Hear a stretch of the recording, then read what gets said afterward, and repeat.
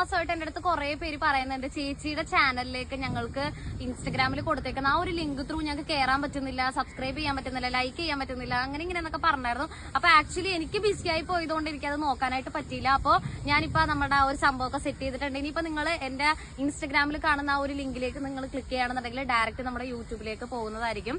അപ്പോൾ ഇനിയിപ്പോ നിങ്ങൾക്ക് എന്റെ വീഡിയോസും കാര്യങ്ങളൊക്കെ ലൈക്ക് ചെയ്യാം, ഷെയർ ചെയ്യാം, സബ്സ്ക്രൈബ് ചെയ്യാം.